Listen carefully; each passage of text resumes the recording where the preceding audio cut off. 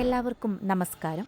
നമ്മുടെ കേരളത്തിൽ നിയമസഭാ തിരഞ്ഞെടുപ്പിന്റെ ആവേശമൊക്കെ കഴിഞ്ഞ് ഇപ്പോൾ എല്ലാവരും ആ മെയ് 4-ാം തീയതിക്ക് വേണ്ടിയുള്ള കാത്തിരിപ്പിലാണല്ലോ.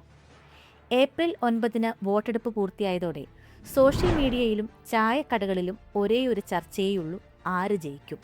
നിലവിലെ മാധ്യമ റിപ്പോർട്ടുകളും സർവേ ഫലങ്ങളും രാഷ്ട്രീയ നിരീക്ഷകരുടെ വിലയിരുത്തലുകളുമൊക്കെ നോക്കിയാൽ ഇത്തവണ UDFന് വലിയൊരു സാധ്യതയാണ് കൽപ്പിക്കപ്പെടുന്നത്. UDF അധികാരത്തിലേക്ക് വരുമെന്ന് ഏതാണ്ട് എല്ലാവരും ഒരേ സ്വരത്തിൽ പറയുന്നുമുണ്ട്.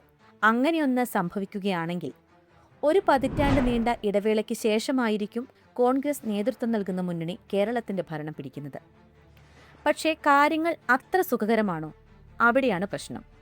ഒരു സർക്കാർ വരാൻ സാധ്യതയുണ്ടെങ്കിൽ സ്വാഭാവികമായും ആര് ഭരിക്കണം, എങ്ങനെ ഭരിക്കണം എന്നൊക്കെ ചർച്ചകൾ നടക്കുന്നത് സാധാരണയാണ്. പക്ഷേ ഇത്തരം കാര്യങ്ങൾ പാർട്ടിക്കുള്ളിലെ ആഭ്യന്തര വേദികളിലാണ് ചർച്ച ചെയ്യേണ്ടത്. വളരെ കൃത്യമായ അച്ചടക്കത്തോടെ മുന്നണി നേതൃത്വം തീരുമാനിക്കേണ്ട കാര്യമാണിത്. എന്നാൽ കേരളത്തിലെ കോൺഗ്രസിന്റെ അവസ്ഥ എന്താണെന്ന് നോക്കൂ. ഫലം വരുന്നതുവരെ പോലും കാത്തു നിൽക്കാൻ അവർക്ക് വയ്യ. പരസ്യമായ വിഴുപ്പലക്കലുമായി നേതാക്കൾ അങ്ങോട്ടും ഇങ്ങോട്ടും പോരടിക്കുകയാണ്. ഇതിന് തുടക്കമിട്ടതാകട്ടെ പാർട്ടിയുടെ ഏറ്റവും മുതിർന്ന നേതാവും ദേശീയ വർക്കിംഗ് കമ്മിറ്റി അംഗവുമായ കെ സുധാകരനാണ്.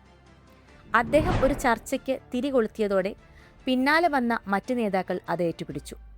KC വേണുഗോപാലിനെ പിന്തുണച്ച് ഒരു വിഭാഗം ഫേസ്ബുക്കിൽ പോസ്റ്റുകൾ ഇട്ടു തുടങ്ങിയതോടെ സംഗതി കൈവിട്ടുപോയി. KC വേണുഗോപാലിനെ വെട്ടി മുഖ്യമന്ത്രി കസേരയിൽ കണ്ണുവെച്ചിരിക്കുന്ന VD സതീശന്റെയും രമേശ് ചെന്നിത്തലയുടെയും അണികൾ ഇത് കണ്ടു നിൽക്കുമോ? അവരും രംഗത്തിറങ്ങി. ഇതോടെ ഫേസ്ബുക്കിലും വാട്സാപ്പിലും കോൺഗ്രസ് അണികൾ തമ്മിൽ ഒരു വലിയ സൈബർ വാർ തന്നെ തുടങ്ങിക്കഴിഞ്ഞു. സത്യം പറഞ്ഞാൽ ഇത് കാണുമ്പോൾ ഏറ്റവും കൂടുതൽ നിരാശ തോന്നുന്നത് ആർക്കാണെന്നറിയാമോ? കോൺഗ്രസിനും UDFനും വോട്ട് ചെയ്ത സാധാരണക്കാരായ മലയാളികൾക്ക്.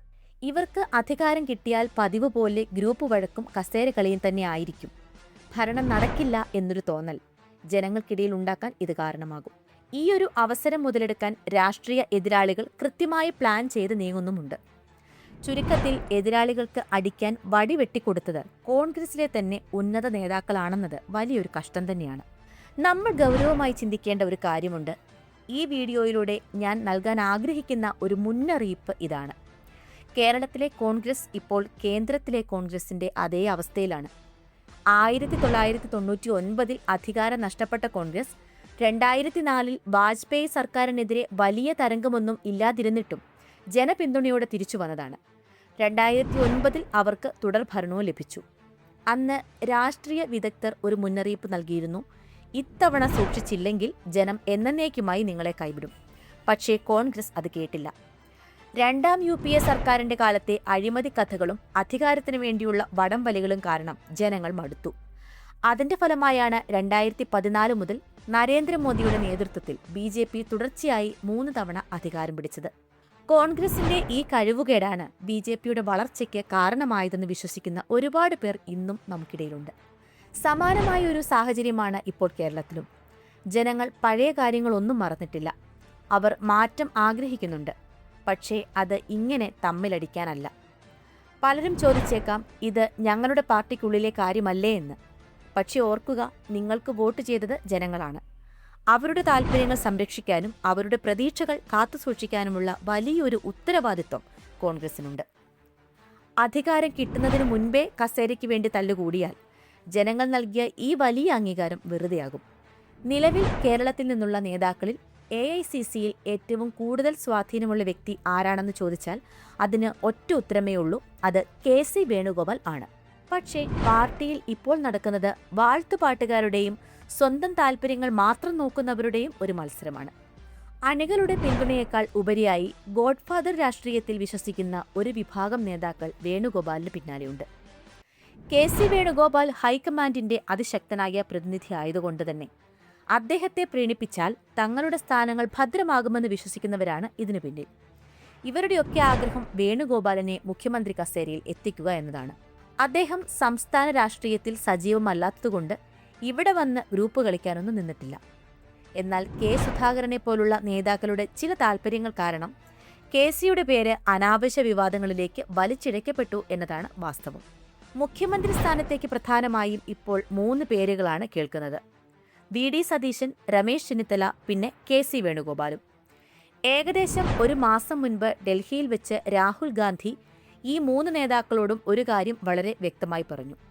നമുക്ക് ആദ്യം പാർട്ടിയെ തിരികെ കൊണ്ടുവരണം. മുഖ്യമന്ത്രി സ്ഥാനത്തിന് വേണ്ടിയുള്ള മത്സരം ഇപ്പോൾ വേണ്ട. ജയിച്ചു കഴിഞ്ഞാൽ മുഖ്യമന്ത്രിയെ പാർട്ടി അധ്യക്ഷൻ തീരുമാനിക്കും.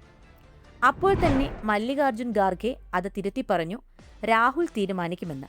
ഒടുവിൽ ഹൈക്കമാൻഡ് തീരുമാനിക്കും എന്ന ധാരണയിൽ ആ ചർച്ച അവസാനിച്ചു. തീരുമാനം ഡൽഹിയിൽ നിന്നാണെന്ന് ഉറപ്പായതോടെ സ്വന്തം ആളുകളെ MLA-മാരാക്കി ഭൂരിപക്ഷം തെളിയിച്ച് മുഖ്യമന്ത്രിയാകാനുള്ള ചില നേതാക്കളുടെ നീക്കങ്ങൾക്ക് ഇപ്പോൾ ചെറിയൊരു മന്ദത വന്നിട്ടുണ്ട്. ഹൈക്കമാൻഡ് ലക്ഷ്യം വെച്ചതും അതുതന്നെയാണ്. അഭിപ്രായ വ്യത്യാസങ്ങൾ മാറ്റിവെച്ച് സതീശനും ചെന്നിത്തലയും ചർച്ചകൾ നടത്തുന്നുണ്ട്. പക്ഷേ ഒരു കാര്യം ശ്രദ്ധിക്കണം, ജയിച്ചാൽ മുഖ്യമന്ത്രി ഞാനോ അതോ നിങ്ങളോ എന്നതിനെക്കുറിച്ച് അവർ മിണ്ടിയിട്ടില്ല. ചില കേന്ദ്രങ്ങൾ പ്രചരിപ്പിക്കുന്നത് പോലെ 2.5 വർഷം വീതം മുഖ്യമന്ത്രി സ്ഥാനം പങ്കുവയ്ക്കാം എന്നൊക്കെയുള്ള വാർത്തകൾ വെറും ഗോസിപ്പുകൾ മാത്രമാണ്. ഇനി നമുക്ക് കണക്കുകൾ പരിശോധിക്കാം. കഴിഞ്ഞ 5 വർഷമായി പ്രതിപക്ഷ നേതാവ് എന്ന നിലയിലും UDF ചെയർമാൻ എന്ന നിലയിലും സതീശൻ നടത്തിയ പോരാട്ടങ്ങൾ നമ്മൾ കണ്ടതാണ്. സർക്കാരിനെതിരെ ജനകീയ സമരങ്ങൾ നയിച്ചതും സതീശൻ തന്നെയാണ്. അതിന്റെ ഫലമാണ് ഉപതിരഞ്ഞെടുപ്പുകളിലും തദ്ദേശ തിരഞ്ഞെടുപ്പിലും പാർലമെന്റ് തിരഞ്ഞെടുപ്പിലും UDFന് നേടാനായ ആ മിന്നും വിജയം. ദീർഘകാലത്തെ പരിചയസമ്പത്തും സീനിയോറിറ്റിയുമുള്ള രമേശ് ചെന്നിത്തലയും ശക്തനാണ്. എങ്കിലും താഴെത്തട്ടിലുള്ള അണികളുടെ വികാരം പരിശോധിച്ചാൽ മുന്നിൽ നിന്ന് നയിച്ച VD സതീശന് മുഖ്യമന്ത്രി സ്ഥാനം ലഭിക്കണമെന്നാണ് ഭൂരിഭാഗം പേരും ആഗ്രഹിക്കുന്നത്. വോട്ടർമാർ UDFനെ പിന്തുണയ്ക്കുന്നത് സതീശന്റെ നേതൃപാടവത്തിൽ വിശ്വസിച്ചാണെന്ന വിലയിരുത്തലും ശക്തമാണ്. വെള്ളാപ്പള്ളിക്കെതിരെ VD സതീശൻ സ്വീകരിച്ച ധീരമായ നിലപാടുകൾ അണികളിൽ ആവേശമുണർത്തി എന്നുള്ളത് വസ്തുതയാണ്. രമേശ് ചെന്നിത്തലയെപ്പോലെ പ്രതിപക്ഷത്തിരുന്നുകൊണ്ട് ഒരു മൃദു സമീപനം സ്വീകരിക്കാതെ പിണറായി വിജയനെ നേരിട്ട് കടന്നാക്രമിക്കാനും സർക്കാരിന്റെ തെറ്റുകൾ ധീരമായി ചൂണ്ടിക്കാണിക്കാനും സതീശന് സാധിച്ചു എന്നത് സാധാരണ കോൺഗ്രസ് പ്രവർത്തകർക്കിടയിൽ അദ്ദേഹത്തിന്റെ ജനപ്രീതി വർദ്ധിപ്പിച്ചു. കൂടാതെ പാർട്ടിയുടെ യുവനേതാവായ രാഹുൽ മാങ്കൂട്ടത്തിനെതിരെ ലൈംഗിക ആരോപണം ഉയർന്നപ്പോൾ ശക്തമായ നടപടി സ്വീകരിക്കാനും ആ നിലപാടിൽ ഉറച്ചു നിൽക്കാനും അദ്ദേഹം കാണിച്ച ആർജവം ഏറെ കയ്യടി നേടി. ഈ വിഷയത്തിൽ സ്വന്തം പാർട്ടിക്കുള്ളിൽ നിന്നും സൈബർ ഇടങ്ങളിൽ നിന്നും നിരവധി വിമർശനങ്ങളും കുതികാൽ വെട്ടലുകളും നേരിടേണ്ടി വന്നെങ്കിലും സതീശൻ തന്റെ നിലപാടിൽ ഉറച്ചുനിന്നു. ഇത് കോൺഗ്രസിനുള്ളിൽ മാത്രമല്ല, ഇടതുപക്ഷ അനുഭാവികളായ പൊതുജനങ്ങൾക്കിടയിലും അദ്ദേഹത്തിന് വലിയ പിന്തുണ നേടിക്കൊടുത്തു.